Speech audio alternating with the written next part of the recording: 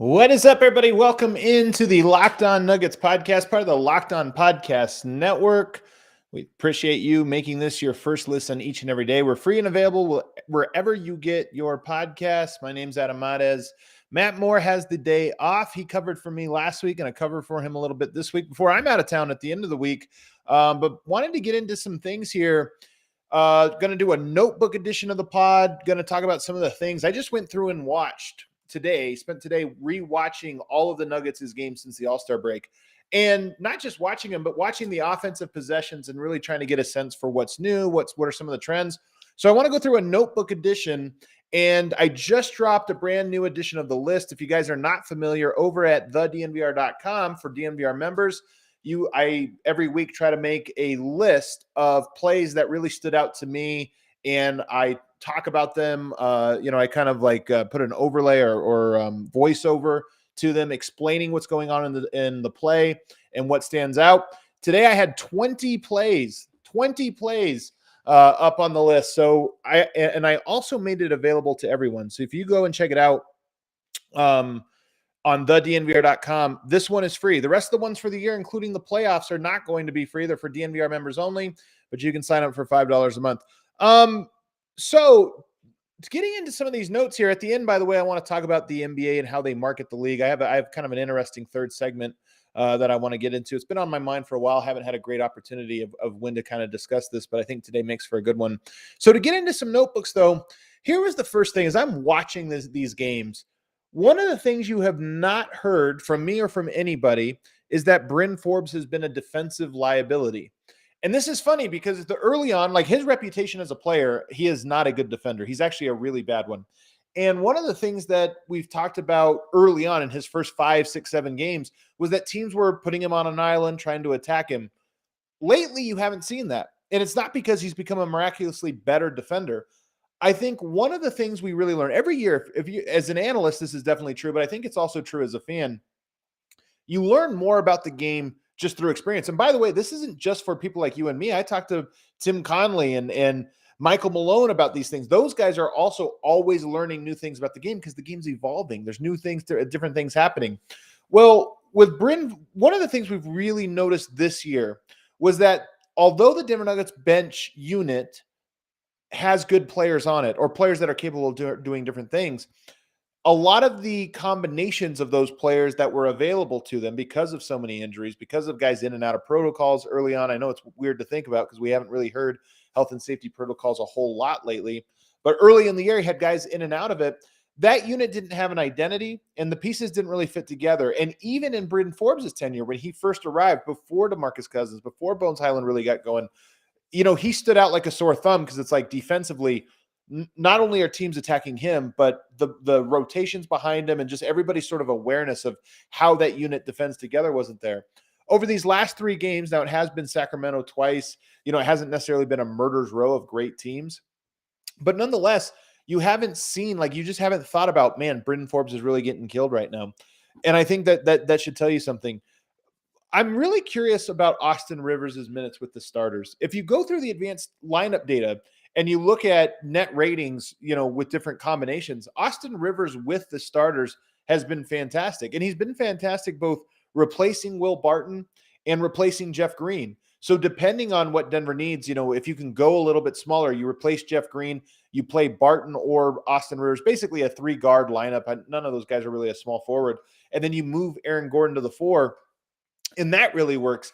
You could also do it if you replace Will Barton and you just say, hey, we're going to have Jeff Green out there. You're going to have Aaron Gordon. We have to have some size, but you get a little bit more defense from Austin Rivers. The numbers with him there have been really great. So I'm curious going forward, especially as guys get healthy, where Austin Rivers fits into the mix.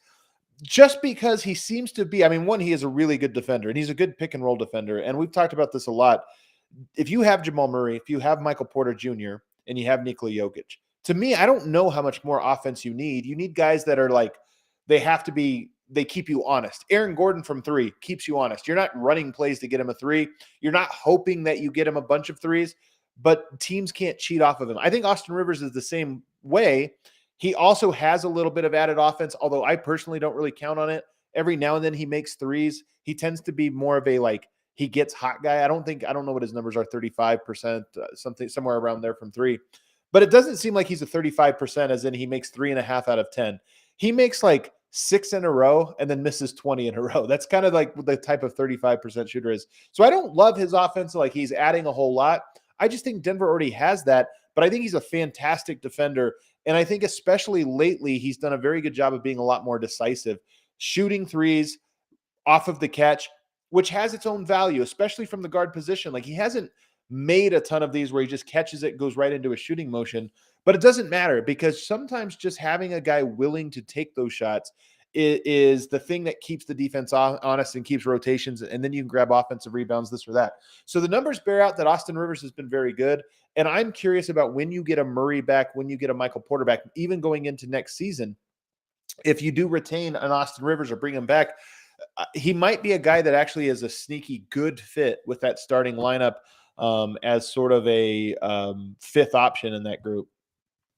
Jokic has been 4 of 9 in the paint, non-restricted area since the All-Star break. 4 of 9 is a really small sample size, but that's an area he's been shooting 60% this year. That's the floater zone. That's the jump hook zone. Those are like the little shots that Jokic is maybe arguably the best of all time, at least the best big of all time, from that not quite a dunk, not quite a layup, just a little bit beyond that range. He's got such great touch.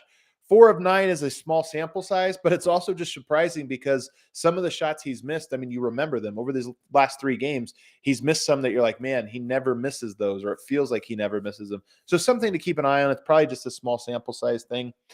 As you see as the description here, the Monte Jokic 2-man game, like Monte Morris deserves some, he deserves some accolades. He deserves some respect. There was Harrison Wynn posted this out. My colleague over at DNVR shared this out, a Bill Simmons clip earlier in this week where Bill Simmons name drops Monte as a guy that you can't count on the playoffs, or like, was he going to hit shots? Monte Morris has been fantastic for the Nuggets in his tenure, really. I mean, he's another one of these guys that Tim Conley found in the second round that's hung around for way longer than second rounders usually do. In fact, Monte Morris, you almost forget he's a second rounder. That's how good he's been. He's going to have, what's he been in the NBA now, 5 or 6 years? He's going to have like a 12, 13-year career. He's that good of a player. Just he can do so many different things. But in particular, I think him and Jokic have really found a chemistry now that they've been playing so many minutes together.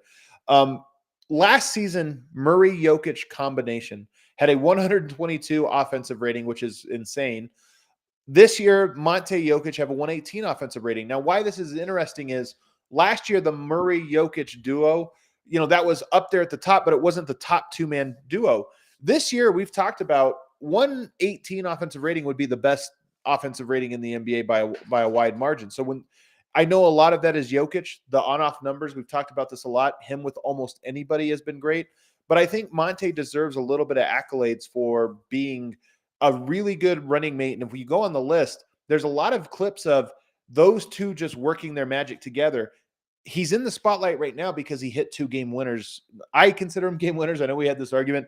The one was definitely a game winner, right? Like the buzzer beater. But then this other one, even though it happened with 29 seconds left on the clock, it was the shot that put them up 3. And it was the result, once again, of him and Jokic just having some great chemistry. And even if you go to that Sacramento game, yes, Jokic missed 1 shot. Or 2 shots we're kind of surprised he missed. And yes, he missed 2 free throws. But a lot of what Denver did down the stretch was Monte Jokic 2-man game, just like it was with Murray. Obviously, it's different. Murray's a more dynamic scorer. If you get a switch, Murray knows how to take advantage of it. He's the better player. But Monte, the chemistry he has with Jokic and the way those two read each other has been just as impressive in terms of chemistry, not necessarily in effectiveness. And he's just been so great about that. I also think, by the way, Monte's probably the best player when teams help can come from a bunch of different places. The most common place is teams will send it from 1 pass away. So the guy enters the ball and you try to space him at like the top of the key. That guy will rotate over. Oftentimes, because it's easy to rotate on the backside. If the nearest defender is the one that goes and doubles the post, one, you can like sandwich the guy straight on. So in theory, you should be able to like trap the ball in the block. But the rotations on the backside become easier. You're just basically like a wheel over. So that's what a lot of teams will do. If Monte is that guy 1 pass away, I think he's the best on the team. Maybe even when you consider like Murray and MPJ, those guys are really good, especially on the kick out, like the reverse passes. But that 1 pass away, it's a very specific type of pass, a very specific type of shot. And to me, Monte's my preferred guy I would have there. So kind of a niche little thing. Um, that second unit, one of the things that really stands out. Now, I'm sort of the I don't want to be the Debbie Downer about the second unit because I'm really buying into it. I think it's been a fantastic unit. Them being this plus 27 and plus 10 and being so dominant out of the All-Star break, I think it is a sign of things to come. I think Denver has fixed their bench, but I don't think it's the best bench in the NBA. One of the things that happened, especially as I go back and rewatch this Portland game, is that DeMarcus Cousins is 7 feet tall and 300 pounds. He's massive. JaMychal Green is tall. Portland started a guy at center that was 6'9" in Drew Eubanks, and then they brought guys off of the bench as the backup bigs who were even smaller. And that's what stood out so much to me is, yes, DeMarcus Cousins was absolutely dominant. Yes, JaMychal Green was absolutely dominant. But those guys had such an enormous, on second look, such an enormous size advantage that I'm not surprised they dominated to the extent that they did. I think I've made this point that DeMarcus Cousins Nuggets are 10-0 since he joined the team. But he's actually been a negative, meaning the bench has been a negative because he plays every minute Jokic doesn't, and never together, so at least so far. He's been a negative 6 out of 10 times. So 4 times he's been a positive, 2 times a big one, a 10 and a 27. The other times like +1, +3, something like that. So I'm just putting a little bit of cold water on it. Even though I believe in it, I just don't think it's going to be as dominant. And I don't think people should expect it to continue to be as dominant as it has been over these last 3 games. You got Oklahoma City on deck, you got Houston coming in, and you got New Orleans. So they actually might be dominant for the next 3 games or so. But at some point, I do think they're going to run into a lineup that's just a little bit more traditional and have bodies to match up with them. And I wouldn't be surprised if they have a bad game ahead of them somewhere here. Loving the Monte hype. I'm reading the comments here. It's hard running this solo, a live show solo. When it's a podcast, it's not that bad, but when it's a live show, there's so many things to pay attention to. That's why I'm a little off my game here. But loving the Monte hype. He deserves all the praise. It's true, man. He really has been great. Why don't we take a break? On the other side, though, I do want to get into more of these things that I have on the list. Again, become a member, go to thednvr.com, and you can check out all the video clips. But first, want to tell you about BetOnline. Football might be over this season, but basketball is full steam ahead for both pro and college hoops. March Madness, by the way, one of the best days of the year to gamble, to sports gamble, and that is right around the corner. For all the latest odds, totals, player performance props to where the next fired coach is going to land, betonline.net is the #1 spot for all your sports betting needs. BetOnline remains the best spot for all of your sports scores, podcasts, and news this season. And it's not just basketball. BetOnline.net is your source for hockey, boxing, and UFC odds. Right to the Olympic coverage and information. Head to the website today or use your mobile device to learn more about the trends and actions. BetOnline, where the game starts. Be right back.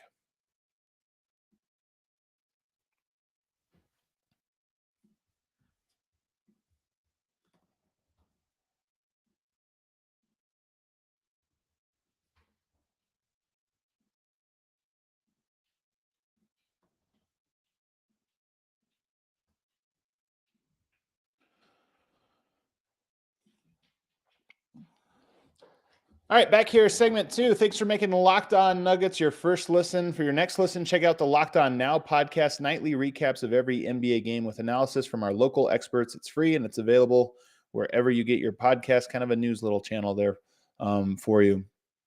If AG's jumper is consistent, it's going to be scary. I think AG's jumper is what it is. I do have a note on the list. It actually comes from the Orlando game that happened right before the break, where I'm talking about one area, one type of three-pointer he's added to his repertoire. And what it is, Denver runs a lot of those plays where they'll bring up Monte for like a flare screen for Aaron Gordon, and defenses will go so far under it. In fact, Monte's is so great. Like, they've been running this action for so many years. He knows that defense are going to try to go under that sort of like back screen. So what he'll do is they'll keep pushing it lower and lower. So instead of it being at the 3-point line, it'll be all the way at like the foul line or even in the paint. So if a defender tries to go under that, Aaron Gordon will just pop out. Instead of cutting towards the basket, he'll pop out to the wing, and then he'll have like 15 feet of space to get a shot off. So it's a very comfortable shot. And he's gotten really good at that type of jumper. And yes, you're fair to worry about AG's jumper in the playoffs, as I see a comment here from Jay Childers. because again, he's a variance type of guy. He's 35% 3-point shooter. You don't want those guys taking a lot. You hope to be able to put yourself in position to where you can really punish teams if they're going to allow him. You don't want it to be just like, oh, they're going to sit in the paint, he's going to take threes. You want to be able to stack the court in a way that not only do you have a good opportunity of him hitting 35% of these or whatever, but you also put the defense in bad position to rebound, bad position to get out in transition, and all these different other things. So I'm encouraged with it. A thing that's really surprised me about the second unit, Bryn Forbes, actually two things. Number one, Bryn Forbes has surprised me in that I think of all the players, much has been made about Bones Highland not knowing the playbook. I have a play on the list where Bryn Forbes doesn't know the play, and Bones does this really nice job of not only directing him on where he's supposed to go, but when he screws up the play, and you could see Jokic gets mad, he like drops his head. I think it's a thing with Bryn Forbes that he actually kind of is still really trying to learn the rhythm of this offense and some of the play calls, especially when he's with Jokic. But Bones not only recognizes it, he fixes it, meaning he goes like the play calls for this cross screen for Jokic, this little wedge screen. It's one of the Denver's plays. It's been their playbook since 2016, 17, where Jokic then comes to the block. It's a play to get him the ball, a touch on the block. Well, Bones sees that Bryn Forbes misses it, and he sprints into position to set the screen for Jokic, saving the play. And it's just one of those things where it demonstrates that not only does Bones know the play that from his perspective, he knows it from Bryn's perspective, and he understands it conceptually enough so that when somebody screws it up, he's like, I know what has to happen now for us to be able to get back on track. And it's a little thing, but it's a clip worth watching because of, it's just with Bones, this is what it is. Like the game being second nature is a thing that, that's when you know you're over the rookie hump. I don't think he's there yet, but on that specific play, he did a really good job. It was number 3 on the list. Aaron Gordon, so much has been made about the chemistry between Jokic and Aaron Gordon. AG, like all the players on Denver's roster, but AG in particular, now that he's a year into this, he's gotten so good at learning how to force switches with Jokic. And not just force switches, but his versatility as a player, it compounds when you do get a switch. So in this play, Eubanks is guarding Jokic. He's their biggest guy. They get an action with the two of them where Eubanks gets switched out onto Gordon. Begrudgingly, he's trying not to, but Gordon and Jokic do a good job of forcing it. So then Gordon goes to the wing. Jokic is inside, and Jokic has the ball in the post, and he kicks it out to Gordon to draw Eubanks out to the perimeter. Aaron Gordon just blows right by him because, again, even though Eubanks is only 6'9", Aaron Gordon's much more dynamic big, as he is for most power forwards or most centers. So if a center gets switched out onto him, Aaron Gordon is skilled enough to be able to take most of those guys off the dribble. He does it. He gets into the paint, but then what's great is he makes a great pass. So not only does he force the switch, not only does he attack the closeout when the kickout comes, but he breaks down the defense and then gets a nice drop off to Jokic. And it would be different, like if you compare that to JaMychal Green, who's a good player. But can JaMychal Green beat Eubanks off of the dribble, collapse the defense, and then throw this like wraparound pass to Jokic for the drop-off? Probably not. Maybe once every now and then, but it's not a thing he can do consistently. And again, Aaron Gordon has the size and physicality of a JaMychal Green. Like he's big. He can punish guys inside in the post or on the block, but he can also play like a guard. And I think it's part of why he fits so nicely. And then he was really good in these 2 Sacramento games attacking Harrison Barnes, which is surprising because Harrison Barnes is a big guy too, like 6'8", but Aaron Gordon just physically so much more powerful than him. And he did a good job in transition of basically face up, like in transition, full head of steam, just attacking him, crossovers, just going right at him, and then getting into the paint and then turning his back and backing down. So he would attack him as a face-up game. If he could blow by him, he would, but I don't think he really did that ever. He just got him on his heels, got into the paint, and then backed him down from there and used his strength. And it was really, really great to see. One thing, though, if I could change Aaron Gordon's game, he just doesn't dunk on guys. And it's weird, man. Jeremy Grant had the same thing. Like there's a play I show in this clip where Harrison Barnes has to rotate over on a pick and roll all the way to the rim. And it's a perfect opportunity like to stop Jokic. And Jokic drops it off for what I think it's Monte Morris, drops it off for what you think would be a tomahawk dunk. But Aaron Gordon just stops for some reason, like 10 feet away from the hoop. And instead of going up for a dunk, he dribbles it out to the corner and then swings it. And it's just one of those things where it's like, you're so athletic. You could jump from anywhere. Harrison Barnes is completely out of position. He's going to jump out of the way. Maybe he's saving it. Maybe in the playoffs, we will see a more aggressive, like reckless. You think about players like Amadou Diallo, even Jeff Green to a little bit. Like there's certain players, Ja Morant's the best example of this. They just throw their bodies at the rim. They maximize their athleticism. Aaron Gordon, for some reason, just doesn't seem to do that. So I've talked a lot about how Bryn Forbes has not been a very good shot creator. Going through the tape over these last 3 games, I'm actually surprised at how well Bryn Forbes has done in that regard. Like he's made a couple nice passes that I just didn't think he had in his bag. Now, I still don't think he's a great one, but he's surprised me, and I have to kind of open my mind now to, hey, in a system where the ball's popping, and that second unit, by the way, has gotten the ball popping sometimes. It's actually been very impressive. In a system where the ball's popping, he's capable of attacking a closeout and making a fairly complex read from time to time. Let me see here. What else do I got? Will Barton also has a great chemistry with Jokic. I mean, Barton, he's obviously prone to taking some really bad shots or trying to get a little too thirsty, but him and Jokic have a lot of these little things, not necessarily 2-man game like pick and roll, but just things in transition where they kind of like, you can just tell they have the like head nod. We know exactly what we're going to do here. And a lot of the best passes to Jokic come from Will Barton, like where you're, where you watch it and you're kind of like, oh, wow, that was pretty neat. I like this. I like the people that are up so late. Hey man, this industry. Some people are surprised because I'm recording this at about 12 o'clock midnight here in Denver. This is kind of how it goes. As a writer, you're often working till 2-3 in the morning. I've mentioned this on Twitter. If you guys have followed me long enough, the people that have followed me over from Denver Stiffs and for all the different things I've done, I am a huge proponent of dunker spot gravity. And the Nuggets this season have not had guys playing the dunker. If you don't know, the dunker is basically the baseline outside of the paint. In high school, you used to call it the short corner. It's in the NBA, it's the dunker spot because the player that plays there usually is looking for a drop-off pass and then a dunk or an offensive rebound. Denver this year, a couple trends. One, they haven't been great offensive rebounding. Well, the dunker spot is an offensive rebounder spot. But one of the reasons I think they haven't, one, placed players there too much, and two, it hasn't been as effective is oftentimes the players that are in the corners are Jeff Green, Austin Rivers, Facu Campazzo, Will Barton, Will Barton can shoot the corner 3. But if you replace those guys with Jamal Murray and Michael Porter Jr., then all of a sudden I think the defense gets spread to the corner and that dunker spot now has a different gravity. What I think is happening is if you have Austin Rivers in that corner, you sink in, you take away that dunker, you put a second body basically on that dunker so the player guarding the dunker can step up and stop the short roll, and then you sink in. And if you give a kick out to the corner for Austin Rivers, run him off the line, like you don't want to just give him catch and shoot wide open, go ahead and take that, but you're going to close out on him and make it a contested corner 3, and I think teams will live with it. But Denver has, with that second unit, started to get players in the dunker. Bryn Forbes obviously can knock down the 3. Bones Filan can knock down the 3. So you're starting to get a little bit more gravity in the corners, and you're also putting JaMychal Green there. But I do think it's one of those things that we talk about, where can Denver improve offensively?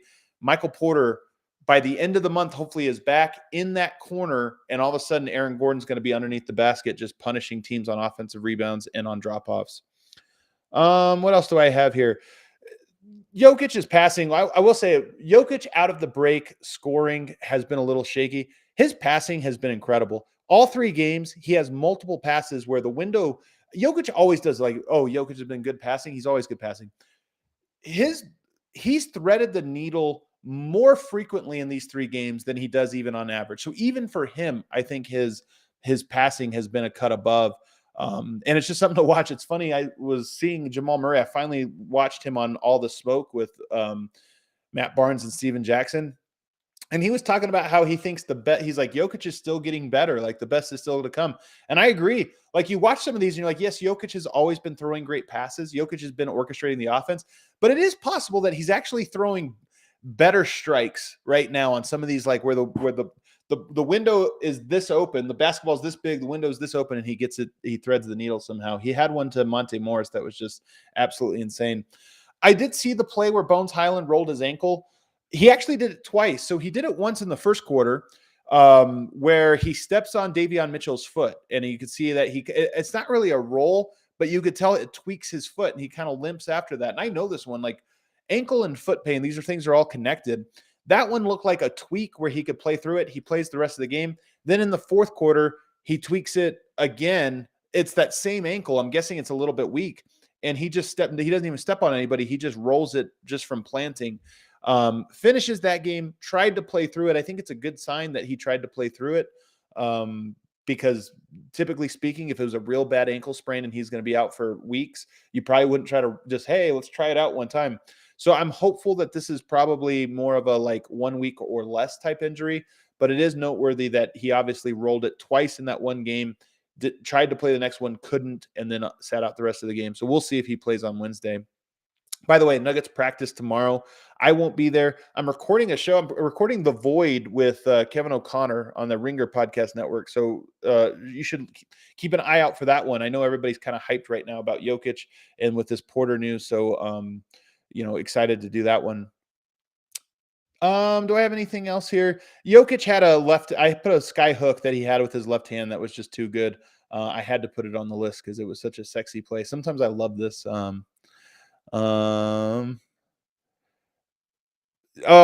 see some people here that are talking about going to the DNVR bar. Definitely, man. March 26th, we will have our party bus from the DNVR bar to the Nuggets game versus Oklahoma City Thunder, which, by the way, I think Michael Porter plays in that game. I think he does. It's possible it's even his first game. I think he might be back a little bit before that, but March 26th, I think Michael Porter will be there. You can buy tickets on thednvr.com. Why don't we take our last break? On the other side, I want to give a quick little speech about the NBA and how they are marketing and how they are failing to market, like how the NBA can save itself. There's this one, the soul of the NBA, like the way they market it has to change. And I think there's a reason, a way to sort of illustrate this that'll be nice. But first, I want to tell you that this episode is brought to you by RockAuto. There's an ever-increasing number of makes and models. It's now impossible for your local chain auto parts store to stock all of the parts you need.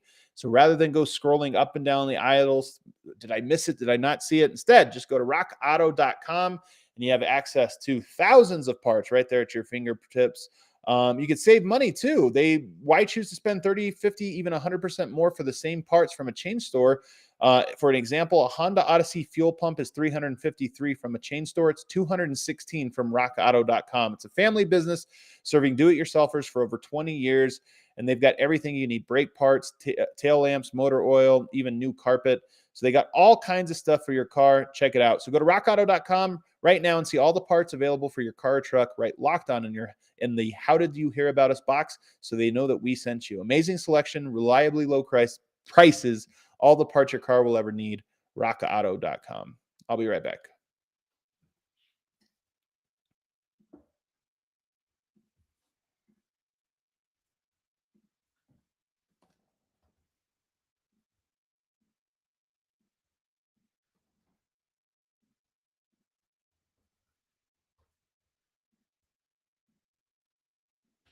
All right, final segment here. If you guys have any questions, you can throw those in right now. And I'll try to get to those. But I was thinking, like, over this week, the NBA is having a hard time figuring out its identity, its soul right now. Like, LeBron James has been the face of this league for really most of my adult life. I mean, he's year 19 now. For most of that, he's been, if not 1A, 1B, Kobe Bryant for a portion there, Steph Curry, obviously now, but LeBron James has been the guy. And to be honest with you, LeBron has been the best player in the NBA for probably 10 of those 19 years, if not more. Like, I would say he's probably been unquestionably the most talented and most dominant player in the NBA for at least 10 of those years, and then had some share of the best player for a lot of that. But here's the thing. In the 1980s, you had the Lakers and the Celtics. You had Larry Bird, Magic Johnson, two players. You had this rivalry, and that was the storyline that you sold, and that's what saved the league. It's got all these television deals, and it's what started it. When Michael Jordan came along, he became the guy, and his career was a storybook: 91, 92, 93, 96, 97, 98. The NBA told the story that Michael Jordan was greater than the sport, and that the league was that his dominance was so great that it actually was more. It's a team sport, but it was really the one guy sport. And guess what? For Michael Jordan in the 1990s, that was largely true. It wasn't completely true. He played with some Hall of Famers. He played with some great players. Scottie Pippen was a great player. Horace Grant, people don't realize, was a great player. Ron Harper was a great player. Dennis Rodman, one of the all-time great defenders. Like, he had great talent around him. But Michael Jordan was such a transcendent player, and it was at a time when the NBA had some big names. I mean, you had, Karl Malone was obviously really big. You have Charles Barkley was a great player. Like, you had guys challenging him, but Michael Jordan was a cut above all of those guys. After Michael, there was this moment after he retired in 98, and I know he came back with the Wizards, but after he retired in 98, there was this like, what do we do now? We've just spent 10 years, and not just the NBA, their league partners, including their television partners, at the time it was NBC, but also their marketing. Like, Nike and the NBA were synonymous with each other. That was, the NBA was Nike. Nike just spent 10 years telling everybody, be like Mike. It's all him. Gatorade, another one of these ones. Like, all of the marketing was, it's the player and it's this one guy. Charles Barkley was big. All these other guys were big, but they were 1/100th of what Michael Jordan was. When he left, you had this generation of Kobe and Iverson and Vince Carter, and you had some great, Tracy McGrady. You had some great players, but I think the NBA was trying to say, who's next? Who's the next guy? And I think this was the flaw. First of all, I think it was a flaw with Jordan, but he was so great. And oftentimes when things are happening, like for the first time, the money's pouring in. You're like, why question it? This is what we're doing. But Jordan was unique. Jordan was completely unique. And the NBA at that time was unique. Basketball has gained in popularity so much over the last 30 years that now we are at a point right now where I don't think there is a one great player. And I actually don't think it's been that way for a long time. I think maybe you could be going on about 8 years. I think back in 2013, LeBron James was the greatest player in the league. And I think it was pretty easy to say, like, hey, man, he actually is so great that just him and then like a healthy or an average supporting cast, you're going to have like a top 2-3 team. But after that, they lost to the 2014 Spurs. And I'm always shocked when people don't talk about this more, about how great that team was. It was almost like the story was LeBron lost, not that the Spurs team was great. Then you have the Warriors come in and people just don't know what to make of it. We have this MVP conversation going on right now, and it's about whose league is it? Who's the best guy? Is it Giannis? Is it Embiid? Is it Jokic? Here's the thing.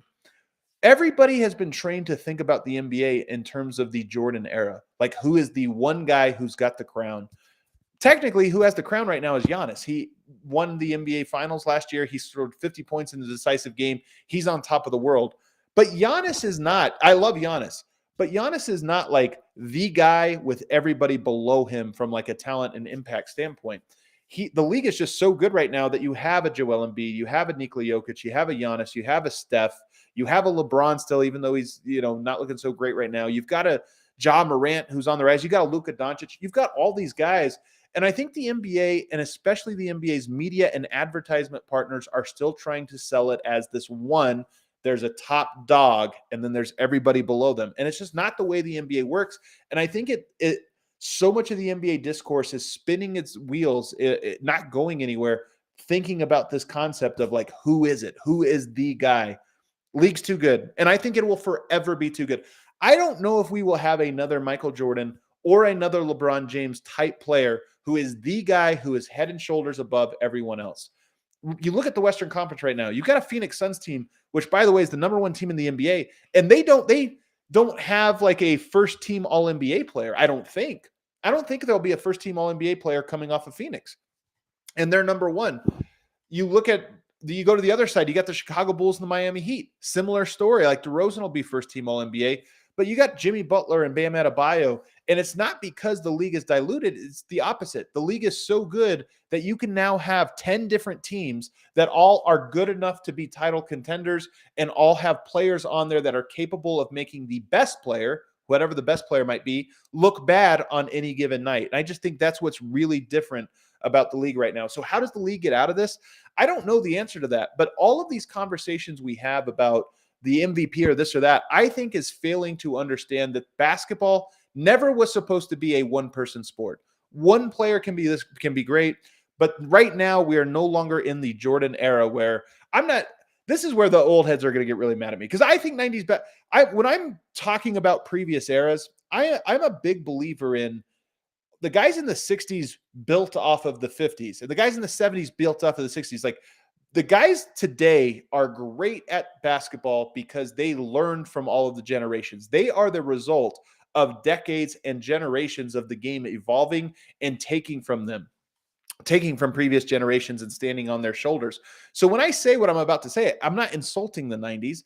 I'm just saying that I think things have evolved. There weren't a ton of international players. First off, there were fewer people on earth in 1990. And there were fewer people that were training for basketball professionally in 1990, in large part because it just hadn't gone fully international yet. Yes, they had leagues, but we all know the story of the Dream Team. There were teams in Europe, professionals in Europe, that were getting autographs from the Dream Team before the game or after the game, or trying to shake hands at the foul line because they're like, wow, these guys are so much better than us. Now you open up the NBA to millions, hundreds of millions of people in Europe. So now the pool of talent that you're pulling from is greater. But not only that, you get cultural influences instead of just American basketball. Like, we talk about East Coast basketball or New York basketball or LA basketball or whatever, Big Ten basketball, like the Heartland basketball produces like big-bodied, strong guys.